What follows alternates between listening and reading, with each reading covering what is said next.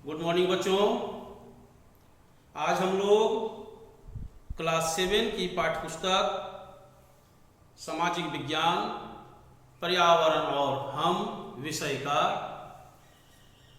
पाठ संख्या 4 की अंतिम कड़ी, जिसमें हम लोग वर्षा के बारे में चर्चा करेंगे, विशेष रूप से जानकारी प्राप्त करेंगे। इससे पूर्व में हम लोगों ने इस पाठ के अंतर्गत में वायुमंडल के बारे में जानकारी प्राप्त की, वायुमंडल के विभिन्न परतों के बारे में जाना,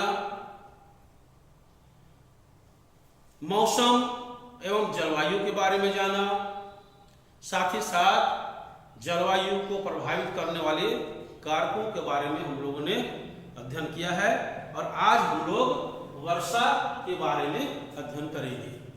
क्योंकि ये जो कारक हैं, मौसम और जलवायु के जो फैक्टर्स हैं, वे सारे फैक्टर्स जो हैं वो हमारे वर्षा को भी प्रभावित करते हैं।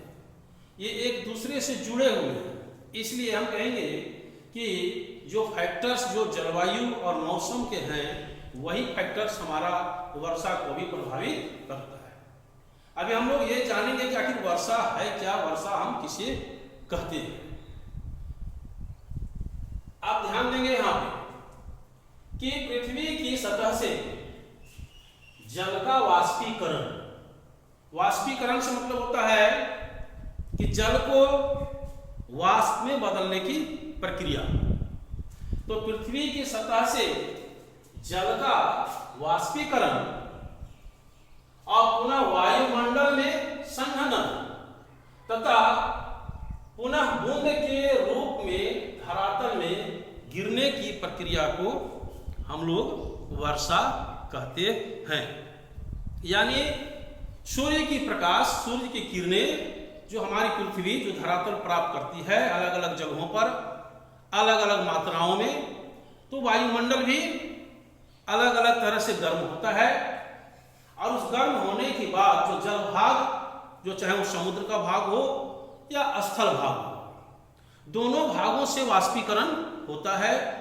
कहीं के वाष्पीकरण की मात्रा ज्यादा होती है, कहीं से वाष्पीकरण की मात्रा कम होती है। लेकिन ये वाष्पीकरण होने के पश्चात जब ये हवाएं वायुमंडल में जाती है, तो वहां जाकर के एक निश्चित अवस्था में जाने के पश्चात जब वह पूर्ण रूप से वहां पे संतृप्त हो जाती हैं, तो वहां बादलों का निर्माण होता है।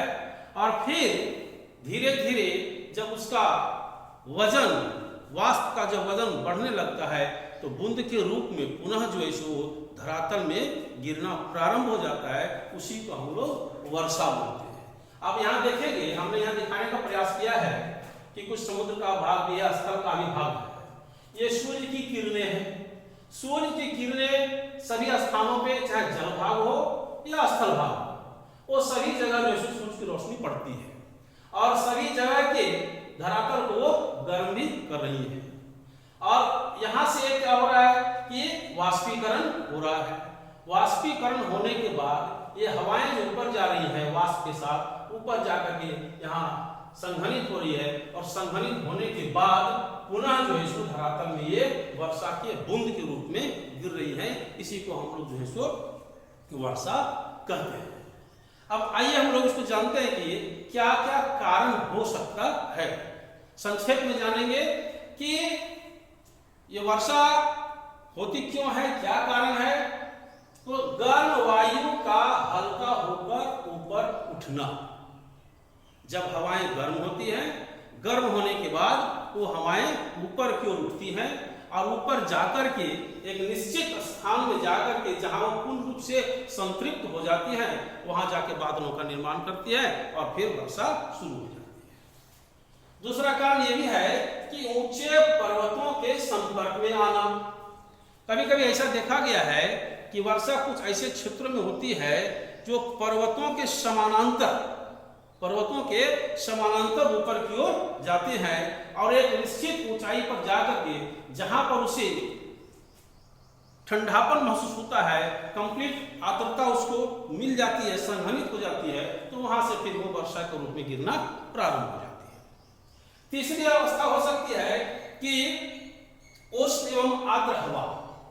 कभी कभी ये हवाएं आपस में, दोनों हवाएं उष्ण एवं आर्द्र हवाएं आपस में मिलती है और दोनों हवाएं आपस में मिलकर के वायुमंडल में ऊपर की ओर जाती हैं और उससे भी जो है सो वर्षा प्रारंभ होती है।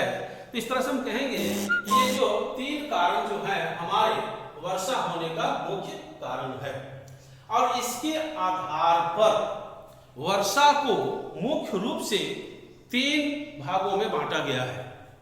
सबसे पहला जिसको हम बोलेंगे संवहनी वर्षा यानी कन्वेक्शनल रेनफॉल।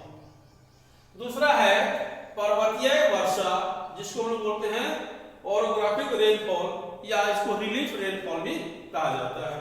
तीसरा है चक्रवातीय वर्षा यानी साइक्लोनिक रेनफॉल। ये तीन तरह के वर्षा जो होते हैं जिसको हम यहाँ पर दिखाने का प्रयास ये है डायग्राम के माध्यम से। जो कन्वेक्शनल रेनफॉल जो है, जो संवहनीय वर्षा जो है, ये खास करके उन क्षेत्रों में प्रभावी होता है जहां पर सूर्य की रोशनी लगभग सीधी रूप से पड़ती है और वहां सालों भर तापमान उच्च होता है, निम्न दाब का क्षेत्र वहां पर होता है, वैसे क्षेत्रों में कन्वेक्शनल रेनफॉल होता है। तो इसको हम लोग देखेंगे कि खास करके भूमध्य रेखीय क्षेत्रों में जो टॉरिड जोन जिसको हम लोग बोलते हैं, आप लोग आगे की क्लास में पढ़ेंगे हीट जोन्स के बारे में। तो जो हीट जोन्स में एक जोन जो है टॉरिड जोन जो विषुवत रेखीय क्षेत्र में है, तो उस क्षेत्र में अधिकतम तापमान होने के कारण वहां की हवाएं गर्म होकर वो ऊपर आसमान वायुमंडल में चली जाती है और जाने के बाद पुनः वो संघमित होकर के पुनः जो इस वर्षा के रूप में धरातल में गिरना प्रारंभ हो जाता है। उसको हम लोग संवहनीय वर्षा कहते हैं और ये वर्षा प्रतिदिन उन क्षेत्रों में, भूमध्य रेखीय क्षेत्रों में जहां निम्न दाब का क्षेत्र ज्यादा है, जहां सूर्य की किरणें सालों भर सीधे पड़ती रहती है, वहां पर ज्यादातर प्रभावी होता है क्योंकि वहां फर्स्ट टाइम में वाष्पीकरण होता है ज्यादा और उसके बाद संघनन होता है और पुनः सेकेंड टाइम में वहां पर वर्षा जोरों से प्रारंभ होने लगती है और पुनः जो है आसमान भी साफ हो जाता है वर्षा होने के बाद। तो इसको हम लोग बोलेंगे कन्वेक्शनल रेनफॉल।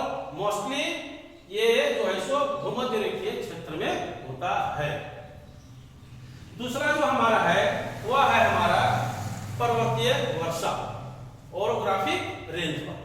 ओरोग्राफिक रेनफॉल, पर्वतीय वर्षा। इसमें होता क्या है कि हवाएं गर्म होती है और गर्म होने के बाद ये ऊपर की ओर उठती है, वायुमंडल में जाती है, लेकिन उस दरमियान में क्या होता है कि उसे बीच में कोई अवरोध डिस्टरबेंस मिल जाता है जिसके कारण वह दिशा बदल देती है और पर्वतों के समानांतर वह ऊपर की ओर चलना प्रारंभ कर देती है। जैसा कि यहाँ इस डायग्राम में दिखाने का प्रयास किए हैं, आप देखेंगे ये समुद्र क्षेत्र का ये एरिया है, ये हमारा पर्वत है इधर, है ना, आकृति में।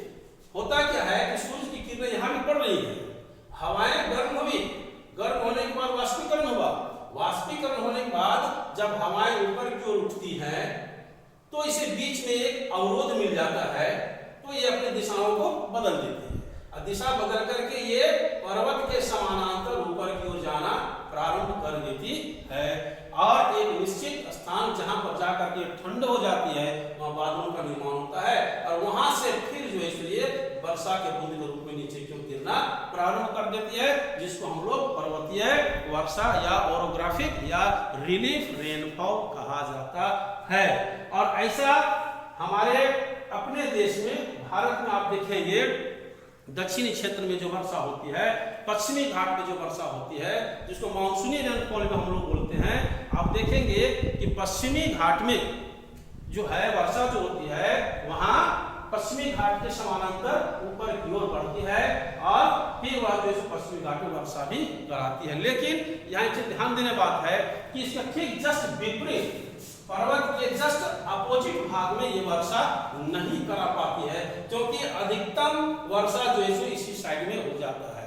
इसलिए इस एरिया को हम लोग रेन शेडो एरिया कहते हैं, वृष्टि छाया क्षेत्र भी कहा जाता है। ठीक है, तो ये हमारा हो गया पर्वतीय वर्षा। अब आते हैं तीसरा जो है हमारा जो है सो चक्रवातीय वर्षा, जिसको हम लोग साइक्लोनिक रेनफॉल कहते हैं। साइक्लोनिक रेनफॉल कहने का मतलब होगा कि जहां दोनों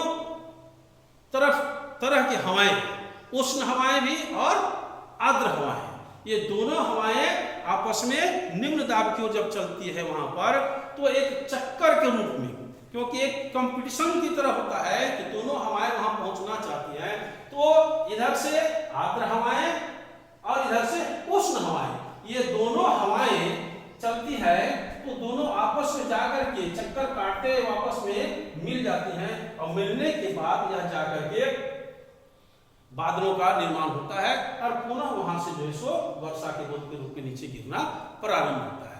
तो इसको हम लोग बोलते हैं चक्रवातीय वर्षा, और ये वर्षा मुख्य रूप से तटीय क्षेत्रों में प्रायः देखा जाता है। हम लोग इससे पहले देखेंगे कि तितली या हुदहुद तरह की जो वर्षा जो हुई थी, जो वो चक्रवातीय वर्षा का ही रूप था, जो अरब सागर के क्षेत्र में तटीय क्षेत्रों की ओर से आकर्षित हुई थी। तो इस तरह से हम लोग बोलेंगे कि वर्षा जो हमारा हुआ वो 3 तरह का वर्षा, संवहनी वर्षा, पर्वतीय वर्षा और चक्रवातीय वर्षा। अब रह गया बात कि इन वर्षा को ये कैसे पता चलता है। आप देखेंगे पूर्वानुमान जो मौसम होता है, मौसम में उसमें टीवी में आप देखेंगे, रेडियो में देखेंगे, बताया जाता है कि इतना सेंटीमीटर वर्षा हुई। कैसे इसको मापा जाता है? तो इसको मापने के लिए एक इंस्ट्रूमेंट है जिसको हम बोलते हैं रेन गॉज। बहुत सिंपल सा है, इसको इस्तेमाल भूवैज्ञानिक लोग करते हैं, मौसम वैज्ञानिक लोग करते हैं। ये रेन गॉज है, इसका बहुत साधारण सा तरीका है कि इस रेन गाज को खुले आसमान में, जहां किसी तरह का कोई पेड़ पौधा वगैरह नहीं होता है, उस खुले आसमान में इसको रखा जाता है, धरातल से कुछ ऊंचाई पर इसको रख दिया जाता है और उसे छोड़ दिया जाता है वहां पर। ठीक है, वर्षा जितना होती है वो वर्षा का बूंद जो है सो इस कीप के माध्यम से इस बीकर के अंदर में जाता है, और फिर इसी वर्षा को हम लोग इस जल को इससे निकाल करके ये जो मेजरमेंट जो है इसमें हम लोग डालते हैं, है ना। और डालने के बाद इसमें एक जो लेवल दिया हुआ है मिलीमीटर का, कि जहां तक वो पानी का लेवल जाएगा उससे पता चलता है कि इतना मिलीलीटर या इतना सेंटीमीटर वर्षा आज हुई। तो इसे हम लोग रेन गाज कहते हैं, वर्षा मापी यंत्र इसको हम लोग बोलते हैं, जिससे वर्षा को मापा जाता है। तो इस तरह से बच्चों हम लोगों ने देखा कि वर्षा कैसे होती है, वर्षा होने के क्या कारण है, वर्षा के कितने प्रकार हैं, और मुख्य रूप से ये वर्षा किन किन क्षेत्रों में होते हैं। इस तरह से हम लोग ये चैप्टर 4 के यहाँ पर हम लोग समाप्त करते हैं। अगले दिन हम लोग नए चैप्टर के साथ इसी विषय का हम लोग अध्ययन करेंगे। आशा रखते हैं कि आप लोगों को समझ में आ गया होगा, है ना। और इसी के साथ आज का हम लोग जो है सो ये पाठ को समाप्त करते हैं। धन्यवाद।